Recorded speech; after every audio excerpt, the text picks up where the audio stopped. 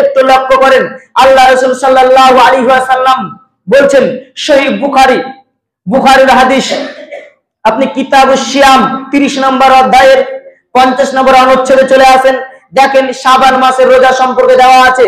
ওখানে আয়েশা রাদিয়াল্লাহু তাআলা আনহা বলছেন, নবী করিম সাল্লাল্লাহু আলাইহি ওয়াসাল্লাম এমন ভাবে রোজা রাখতেন, এই শাবান মাসে এমন ভাবে রোজা রাখতেন, এমন ভাবে আমল করতেন যেন মনে হতো তিনি আর কোনোদিন রোজা ছাড়বেন না। এমন ভাবে রোজা রাখতেন, এমন ভাবে আমল করতেন যেন মনে হয় আল্লাহ রাসূল আর কোনোদিন রোজা ছাড়বেনই না। আবারও কোন সময়তে রোজা ছেড়ে দিতেন তো যেন মনে হতো আর কোনোদিন রোজা মনে হয় আর পালনই করবে না। শুধু এই নাই, আরো অন্যান্য হাদিস, বুখারীর আরো সামনের দিকে আগান বা আরো অন্যান্য হাদিসের মধ্যে বিভিন্ন হাদিস থেকে মূল সারমর্ম উঠে আসছে শাবান মাসের গুরুত্ব, শাবান মাসের এত এত এত পরিমাণে ফজিলত রয়েছে। আল্লাহ রাসূল সাল্লাল্লাহু আলাইহি ওয়াসাল্লাম বলেন, এই মাসটা সম্পূর্ণ মাসটা, গোটা মাসটাই হচ্ছে ফজিলতপূর্ণ মাস। অতএব গোটা মাসে বেশি বেশি কোরআন তেলাওয়াত করো, বেশি বেশি নামাজ পড়ো, বেশি বেশি নফল নামাজ পড়ো, বেশি বেশি নফল রোজা রাখো। আল্লাহ রাসূলের তো রোজা আপনি দেখলেন, আল্লাহ রাসূল এই শাবান মাসে এত এত পরিমাণে রোজা রাখতেন যে অন্যান্য কোন মাসে এত পরিমাণে নফল রোজা রাখেনি। এখন আপনি এবার ভালো করে খেয়াল করবেন, আল্লাহ রাসূল কতদিন রোজা করেছেন? গোটা মাস, শেষের 2-1টা দিন বাদ দিয়ে গোটা মাস রোজা করেছেন আল্লাহ রাসূল। আপনি যদি পারেন আপনিও করেন, আপনি যদি পারেন আপনি গোটা রাত নামাজ পড়েন, গোটা মাসটাই নামাজ পড়েন, গোটা মাসটাই আপনি বেশি বেশি কোরআন তেলাওয়াত করেন, বেশি বেশি আমল করেন। এখন ইসলাম আপনাকে বলছে গোটা মাসটাই ফজিলতপূর্ণ মাস, আর আপনার যে হুজুর বিদআত চালু করেছে ও বলছে শুধু একটা রাত 15 তারিখ। এখন আপনি বলেন 15 তারিখ একটা দিন আপনি আমল করলেন আর গোটা মাস বেশি আমল করলেন, কোনটাতে বেশি? কোনটাতে বেশি? ইসলাম তো আপনাকে বলছে গোটা মাস, সহিহ হাদিস দ্বারা প্রমাণ গোটা মাস। গোটা মাসে কোনো গন্তি নেই, একটা করবেন কি দুটো করবেন গন্তি নেই। আপনি একটা পারছেন আর পাচ্ছেন না, অসুস্থ। ওয়ানাজ্জিলু মিনাল কুরআনি মা হুয়া শিফাa'un ওয়া রাহমাতুল লিল মুমিনিনা ওয়া লা ইয়াজিদুল যালিমিনা ইল্লা খাসারা। আলহামদুলিল্লাহ নাহমাদুহু ওয়া নাস্তাঈনুহু ওয়া নাস্তাগফিরুহু ওয়া নু'মিনু বিহি ওয়া নাতাওয়াক্কালু আলাইহি ওয়া নাউযু বিল্লাহি মিন শুরুরি আনফুসিনা ওয়া মিন সাইয়্যাতি আ'মালিনা। মান ইয়াহদিহিল্লাহু ফালা মুদিল্লা লাহু ওয়া মান ইউদ্লিলহু ফালা হাদিয়া লাহু। وأشهد أن لا إله إلا الله وأشهد أن محمدا عبده ورسوله. أما بعد فإن خير الحديث كتاب الله وخير الهدي هدي محمد صلى الله عليه وسلم وشر الأمور محدثاتها وكل محدثة بدعة وكل بدعة ضلالة وكل ضلالة في النار. أما بعد فأعوذ بالله من الشيطان الرجيم. بسم الله الرحمن الرحيم. قاف والقرآن المجيد بل عجبوا أن جاءهم منذر منهم فقال الكافرون هذا شيء عجيب أإذا متنا وكنا ترابا ذلك رجع بعيد قد علمنا ما تنقص الأرض منهم وعندنا كتاب حفيظ بل كذبوا بالحق لما جاءهم فهم في أمر مريج أفلم ينظروا إلى السماء فوقهم كيف بنيناها وزيناها وما لها من فروج والأرض مددناها وألقينا فيها رواسي وأنبتنا فيها من كل زوج بهيج تبصرة وذكرى لكل عبد منيب ونزلنا من السماء ماء مباركا فأنبتنا به جنات وحب الحصيد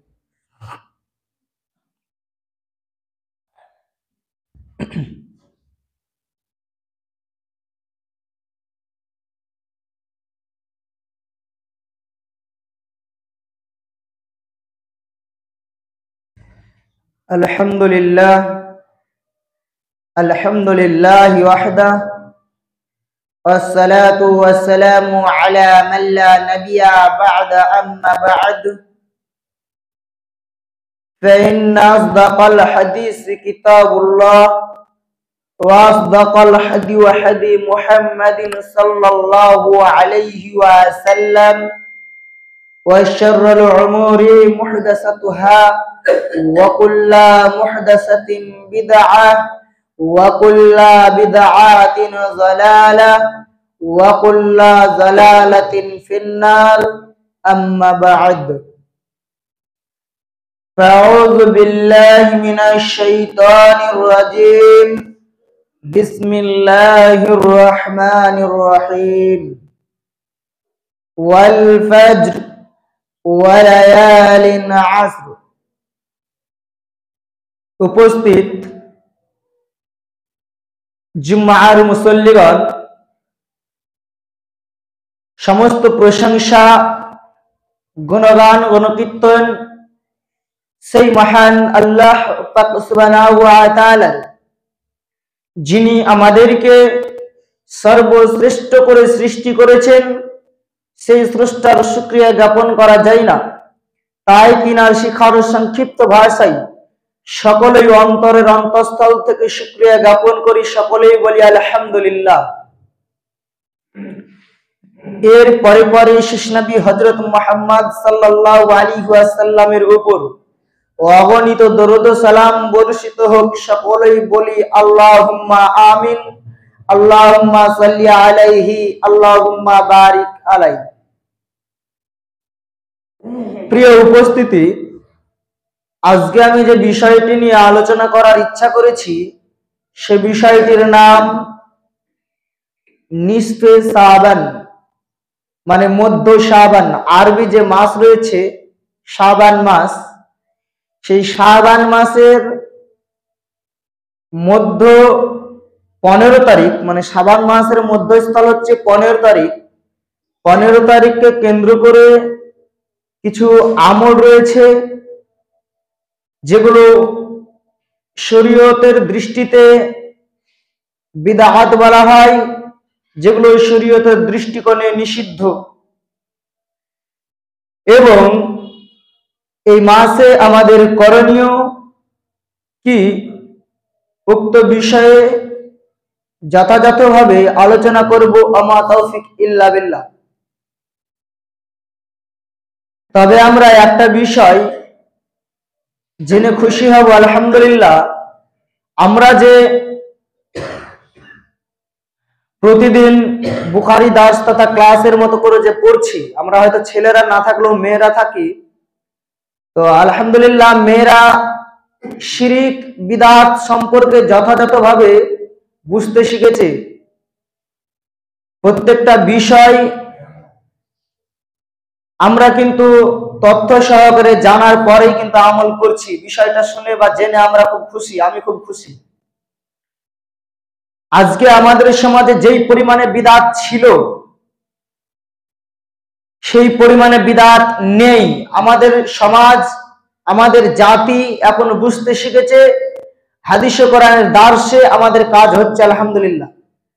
তারা এখন প্রত্যেকটা আমল করার পূর্বে কিন্তু হাদিস কোরআন অনুযায়ী যাচবাচ করার চেষ্টা করছি। সঙ্গে সঙ্গে আমরা ছেলেরাও কিন্তু যে কোনো বিষয়, যে কোনো কাজ, যে কোনো আমল করার পূর্বে বারবার যাচাই বাছাই করছি। আলহামদুলিল্লাহ আমরা খুব খুশি। আল্লাহর কাছে আমাদের এই জাতির জন্য, মুসলিম উম্মাহর জন্য দোয়া রইল, হে আল্লাহ তুমি আমাদেরকে আরো বেশি বেশি বোঝার তৌফিক দান করো, আমিন। হে আল্লাহ তুমি আমাদেরকে সঠিকভাবে বিদআত মুক্ত আমল করার তৌফিক দান করো, আমিন। বলছিলাম শাবান মাস,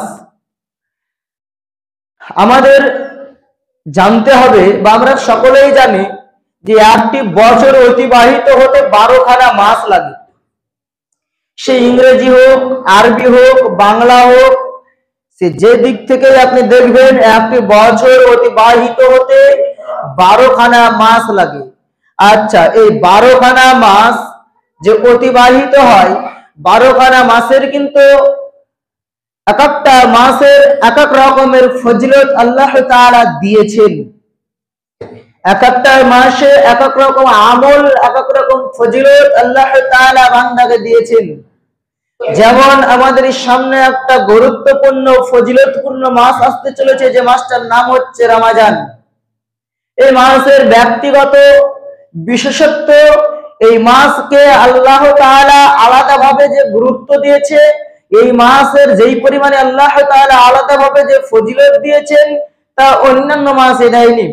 ঠিক তেমনি অন্যান্য মাসে যেইভাবে আল্লাহ তাআলা গুরুত্ব বা ফজিলত দিয়েছেন তা আরো অন্যান্য মাসে দেয়নি। এক কথায় প্রতিটি মাসের জন্য আল্লাহ তাআলা কিছু না কিছু একটা গুরুত্ব, কিছু না কিছু একটা ফজিলতপূর্ণ আমল আমাদেরকে দিয়েছেন। তার মধ্যে একটা মাস হচ্ছে এই শাবান।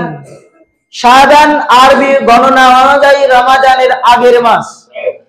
শাবান মাস আরবি গণনা অনুযায়ী রমজান মাসের আগের মাস। এই মাসে আমাদের বেশ কিছু করণীয় আমল রয়েছে, যেগুলোকে আমরা আজকে করি না বা জানি না, অনেকেই জানি না। তো কথা হচ্ছে, একটা জিনিস আমরা জানলে হয়তো অবাক হব, প্রত্যেকটা জিনিসের কিন্তু পার্শ্ব প্রতিক্রিয়া রয়েছে। আপনি আকাশে একটা ঢেল যদি ছুঁড়ে মারেন, তো আপনার দ্বারা প্রয়োগ করা শক্তির বেগে ওই ঢেলটি উপর দিকে উঠতে থাকবে ঠিক ততক্ষণ পর্যন্ত যতক্ষণ তার পেছনে আপনার প্রয়োগ করা শক্তি থাকবে। শক্তি যখনই শেষ, তখনই অটোমেটিক সে আবার নিচে কিন্তু ফিরে আসবে। এক কথায় কোন একটা জিনিস আপনি যদি করেন, তার কিন্তু পার্শ্ব প্রতিক্রিয়া দেখা যায়। কোন একটা জিনিসে যদি আপনি কিছু একটা করেন, তার বিপরীতে সে আর একটা জিনিস আপনাকে ব্যাক দেয়। কোন একটা জিনিস আপনি করলে তার বিপরীতে কোন একটা জিনিস পাওয়া যায়। তো বলছিলাম, তো ঠিক ওই রকমই হাদিস ও কোরআন অনুযায়ী একটা জিনিস জানলে অবাক হবেন, শরীয়তের মধ্যে যেই জায়গাতে বিদআত ঢুকে, সেই জায়গার পার্শ্ব প্রতিক্রিয়া কি? অটোমেটিক ওই জায়গা থেকে একটা সুন্নাত উঠে যাবে। উঠতেই হবে, এটাই সত্য। যদি না ওঠে তাহলে এটা হবে না, তার মানে ওখানে একটা কিছু একটা খান্তি থাকবে। যেই জায়গাতে বিদআত আছে, ওই বিদআতের প্রতিফলে একটা সুন্নাত উঠে যাবে, উঠতেই হবে, না উঠলে বিদআতটা চালু করাই যাবে না, অসম্ভব। তাই এই যে শাবান মাস আমাদের কিন্তু করণীয় কিছু রয়েছে। এই করণীয়টা উঠে গেছে, প্রতিফলে একটা বিদআত চালু হয়েছে। সুন্নাত উঠে গেছে, বিদআত চালু হয়েছে। ওই বিদআতটা চালু করতে গিয়ে সুন্নাতটাকে উঠাতে হয়েছে, কিছু করার নেই। তো যে কোনো ক্ষেত্রে দেখবেন, একটা আপনি পাপ যদি করেন, একটা আপনার নেকির আমল ছুটবে। কারণ ওই কাজটাকে না ছাড়লে পাপটাতে আপনি যুক্ত হতে পারবেন না। আবারও একটা পাপকে ছেড়ে দেন, দেখেন আপনি একটা ভালো নেকির কাজ, নেকিপূর্ণ আমল চালু হবে আপনার মধ্যে, আপনার জীবদ্দশায় চালু হবে। তো বলছিলাম, আল্লাহ রাসূল সাল্লাল্লাহু আলাইহি ওয়াসাল্লাম আমাদেরকে এই শাবান মাস সম্পর্কে বেশ কিছু কাজ, বেশ কিছু আমল সম্পর্কে অবগত করেছেন, যেটা আমরা জানি না। ওই সুন্নাতটা উঠে গিয়ে বিদআত চালু হয়েছে। যে বিদআত আজকে আমাদের মধ্যে এত পরিমাণে বিরাজমান করেছে যে আমাদের ভালো নেকির আমলগুলো বন্ধ হয়ে গেছে। এখানে দুটো লস, এক, বিদআতের কারণে আমাদের গুনাহ হয়। নাম্বার 2, যে একটা নেকির কাজ ছিল সেটা বন্ধ হয়ে গেছে, ফলে আপনার নেকিটা আর হয় না। তাহলে নেকি হলো না, সঙ্গে আপনার গুনাহ হলো। তো এখন সিস্টেমটা কি? এবার দেখুন, হাদিসের দিকে লক্ষ্য করুন। এই শাবান মাস সম্পর্কে যেটা হচ্ছে, আগে সেটা দেখে নেন, কোনটাকে বর্জন করতে হবে। শাবান মাস মানে 15ই শাবান আমরা লাইলাতুল কদরের মতো রাত জাগি। যদি আমাদের মধ্যে এত পরিমাণে বিরাজমান নেই, তবে বিষয়টা জেনে রাখেন, রাত্রি জাগা হয়, একবার রাত্রে অধিক অধিক পরিমাণে আমল করা হয়, অধিক অধিক পরিমাণে কোরআন তেলাওয়াত করা হয়, অধিক অধিক পরিমাণে দোয়া খায়রাত করা হয়। আর তারপরে শেষ যেমন লাইলাতুল কদরে আমরা করি, ওই 4-5টা রাত আমরা জেগে নিই, দিয়ে আর রাত জাগা দরকার নেই, কারণ আর হাদিসে থাকে না। ঠিক এইভাবে আমরা করি। অথচ এই রাত্রের এইভাবে ব্যক্তিগতভাবে কোনো ফজিলত নেই। ব্যক্তিগতভাবে একটি রাত্রে এরকম করে আমল করতে হবে, এর কোনো হাদিস কোরআন দ্বারা ভিত্তি নেই। এই রাত্রে এইভাবে করতে হবে, এর কোনো দলিল না থাকায় এটাকে বলা হয় বিদআত। এখন তাহলে আপনি বলবেন করণীয় কি? তাহলে কি কোনো আমল করব না, বা এই রাত্রে কি আমাদের কিছু করা যাবে না? জি, অবশ্যই করা যাবে। একটু দেখুন, আমি আগেই বলেছি, একটা আমল উঠে গেলে আর একটা বিদআত চালু হয়, বিদআত চালু করতে গেলে একটা আমল সুন্নাত উঠে যায়। একটু লক্ষ্য করেন, আল্লাহ রাসূল সাল্লাল্লাহু আলাইহি ওয়াসাল্লাম বলছেন, সহিহ বুখারীর হাদিস, আপনি কিতাবুস সিয়াম 30 নম্বর অধ্যায়ের 50 নম্বর অনুচ্ছেদে চলে আসেন, দেখেন শাবান মাসের রোজা সম্পর্কে দেওয়া আছে। ওখানে আয়েশা রাদিয়াল্লাহু তাআলা আনহা বলছেন, নবী করিম সাল্লাল্লাহু আলাইহি ওয়াসাল্লাম এমন ভাবে রোজা রাখতেন, এই শাবান মাসে এমন ভাবে রোজা রাখতেন, এমন ভাবে আমল করতেন, যেন মনে হতো তিনি আর কোনোদিন রোজা ছাড়বেন না। এমন ভাবে রোজা রাখতেন, এমন ভাবে আমল করতেন, যেন মনে হয় আল্লাহ রাসূল আর কোনোদিন রোজা ছাড়বেনই না। আবারও কোন সময়তে রোজা ছেড়ে দিতেন, তো যেন মনে হতো আর কোনোদিন রোজা মনে হয় আর পালনই করবে না। শুধু এই নাই, আরো অন্যান্য হাদিস, বুখারীর আরো সামনের দিকে আগান, বা আরো অন্যান্য হাদিসের মধ্যে বিভিন্ন হাদিস থেকে মূল সারমর্ম উঠে আসছে শাবান মাসের গুরুত্ব, শাবান মাসের এত এত এত পরিমাণে ফজিলত রয়েছে। আল্লাহ রাসূল সাল্লাল্লাহু আলাইহি ওয়াসাল্লাম বলছেন, এই মাসটা সম্পূর্ণ মাসটা, গোটা মাসটাই হচ্ছে ফজিলতপূর্ণ মাস। অতএব গোটা মাসে বেশি বেশি কোরআন তেলাওয়াত করো, বেশি বেশি নামাজ পড়ো, বেশি বেশি নফল নামাজ পড়ো, বেশি বেশি নফল রোজা রাখো। আল্লাহ রাসূলের তো রোজা আপনি দেখলেন, আল্লাহ রাসূল এই শাবান মাসে এত এত পরিমাণে রোজা রাখতেন যে অন্যান্য কোন মাসে এত পরিমাণে নফল রোজা রাখেনি। এখন আপনি এবার ভালো করে খেয়াল করবেন, আল্লাহ রাসূল কতদিন রোজা করেছেন? গোটা মাস, শেষের 2-1টা দিন বাদ দিয়ে গোটা মাস রোজা করেছেন আল্লাহ রাসূল। আপনি যদি পারেন আপনিও করেন, আপনি যদি পারেন আপনি গোটা রাত নামাজ পড়েন, গোটা মাসটাই নামাজ পড়েন, গোটা মাসটাই আপনি বেশি বেশি কোরআন তেলাওয়াত করেন, বেশি বেশি আমল করেন। এখন ইসলাম আপনাকে বলছে গোটা মাসটাই ফজিলতপূর্ণ মাস, আর আপনার যে হুজুর বিদআত চালু করেছে ও বলছে শুধু একটা রাত 15 তারিখ। এখন আপনি বলেন 15 তারিখ একটা দিন আপনি আমল করলেন আর গোটা মাস বেশি আমল করলেন, কোনটাতে বেশি? কোনটাতে বেশি? ইসলাম তো আপনাকে বলছে গোটা মাস, সহি হাদিস দ্বারা প্রমাণ গোটা মাস। গোটা মাসে কোনো গন্তি নেই, একটা করবেন কি দুটা করবেন গন্তি নেই। আপনি একটা পারছেন আর পাচ্ছেন না, অসুস্থ, একটাই করেন। আর একজন দুটা পারছে, দুটাই করুন। আপনি সুস্থ আছেন, গোটা মাসই করেন, লাস্ট থেকে দুটো একটা বাদ দিয়ে। এই রমাজানের পূর্বে 2-1টা দিন রোজা আল্লাহ রাসূল ছেড়ে দিতে বলেছে। কেন? এই যে আবার দীর্ঘ 1 মাস রোজা রাখতে হবে, তো এই 1 মাস রোজা রাখার পূর্বে একটু মানসিক ভাবে প্রস্তুতি নিতে হয়, সুস্থ হতে হয়, একটু খাওয়া দাওয়া করে মানসিক ভাবে একটু সুস্থ হতে হয়। এইদিকে যে আপনি দীর্ঘ 1 মাস রোজা রাখছেন, আবার যে এইদিকে রোজা রাখবেন 1 মাস, তো মিডিল আপনার একটু বিরতির প্রয়োজন। ওই জন্য আল্লাহ রাসূল বলছেন শাবান মাসের শেষের 2-1টা দিন রোজা ছেড়ে দাও, এই 2-1টা দিন করো না। তাই শেষের 2-1টা দিন বাদ দিয়ে আপনি গোটা মাস রোজা করেন, গোটা মাস আমল করেন। তাহলে একজন গোটা মাস আমল করবে, গোটা মাস রোজা রাখবে, তার একটা আমল, আর একজন শুধু একটা করলো, কোনটাতে বেশি হবে? তাহলে এই যে বলছিলাম সুন্নাত থেকে বিদআত চালু হয়, বিদআত চালু হলে সুন্নাত উঠে যায়। এই যে এত সুন্দর একটা সুন্নাত, যেটাতে গোটা মাস আমল করার ব্যাপারে বলা হয়েছে, আমরা এই ফজিলতপূর্ণ একটা গোটা মাসকে বাদ দিয়ে আমাদেরকে শয়তান চালু করা হয়েছে কি যে শুধু 1 রাত করো যথেষ্ট।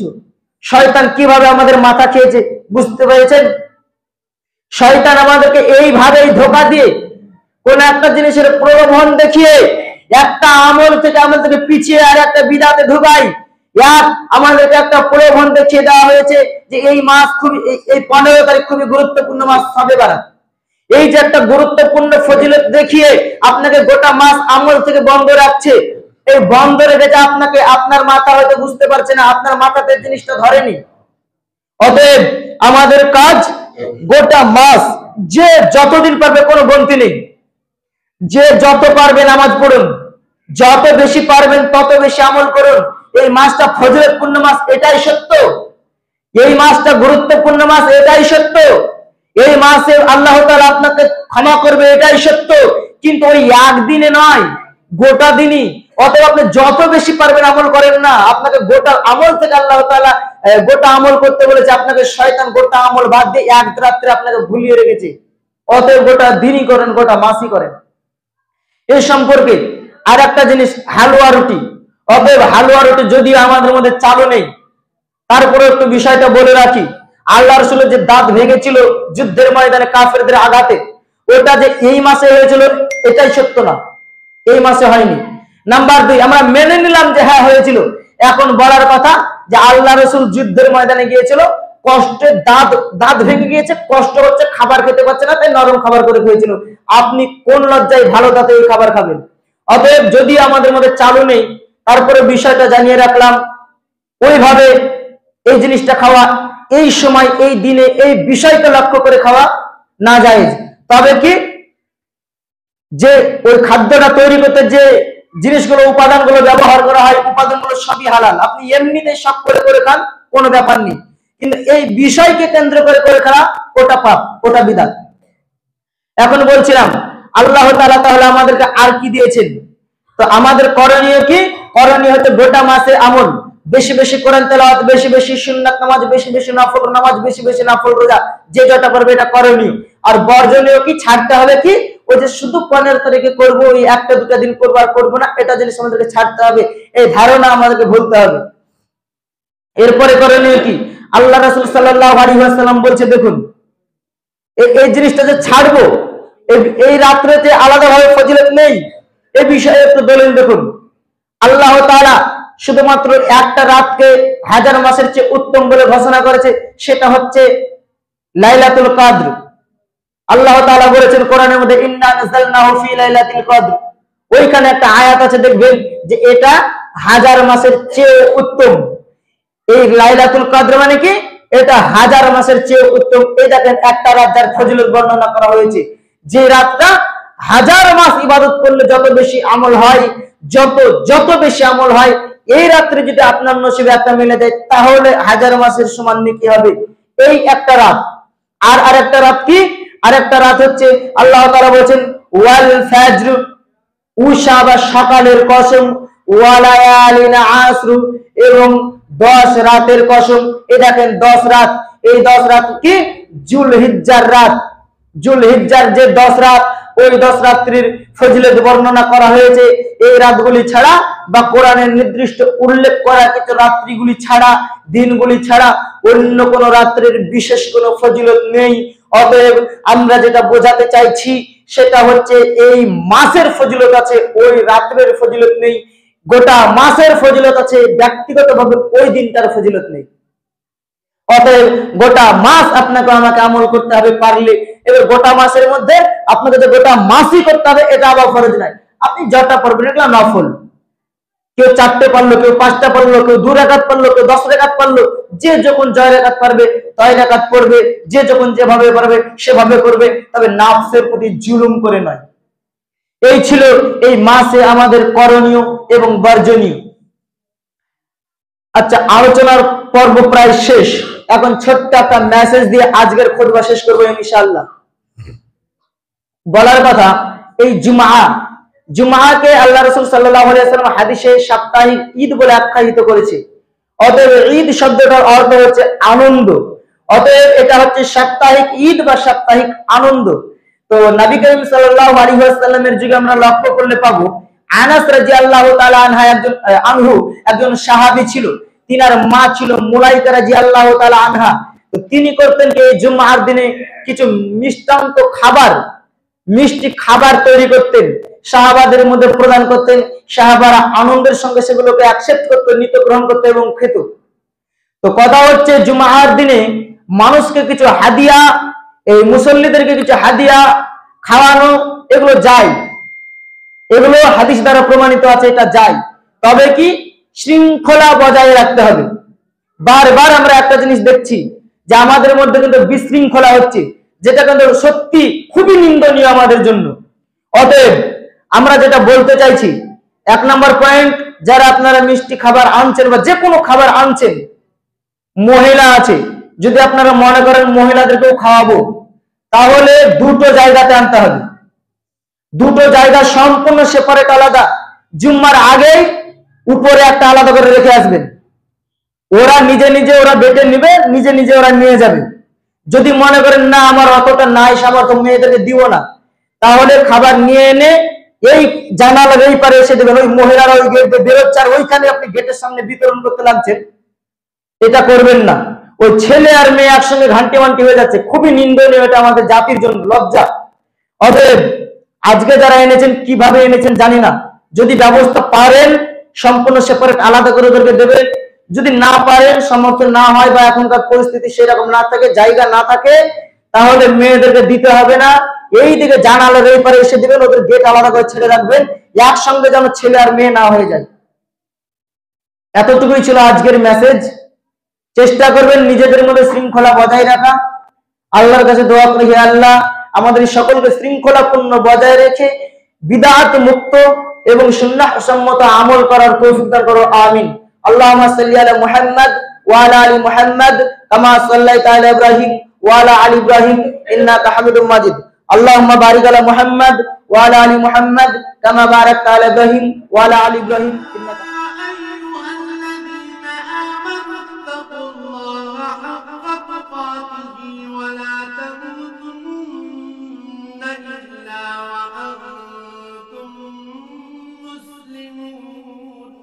হে মানুষ, তোমরা যারা ঈমান এনেছো, আল্লাহকে ভয় করো, ঠিক যতটুকু ভয় তাকে করা উচিত।